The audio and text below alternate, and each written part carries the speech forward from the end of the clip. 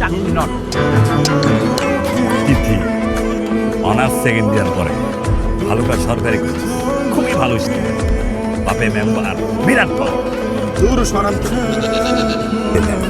তাবাসে আমার পীর সাহেবের আপন ভাতে মার্শাল্লাহ খুবই পরহেজগারি, অপরূপ সুন্দর। অপরূপ সুন্দরী আপনি নিজের চোখে দেখছেন? আমার নিজের চোখে দেখা আর পীর সাহেবের মুখের কথা শোনা। তুমি চোখ বন্ধ করে মেয়ের বিয়া করো। আমি চোখ বন্ধ করেই কইতেছি, আমি চোখ খুইলাও কইতেছি।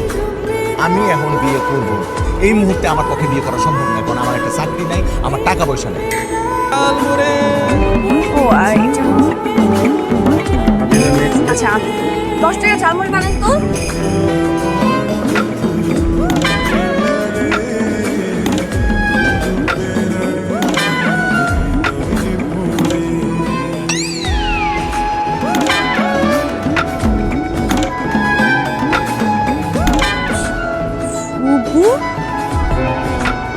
তুমি এখানে? তুমি এখানে কেন?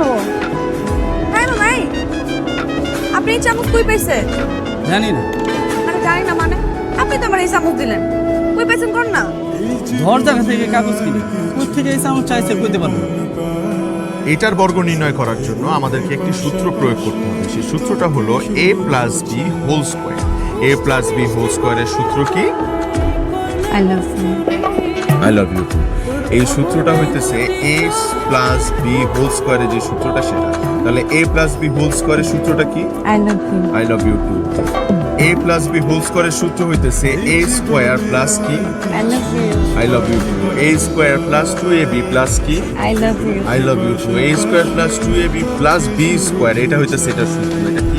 I love you. আরে কখন থেকে খালি আই লাভ ইউ করতেছ? পড়াশোনা করতে হবে না নাকি?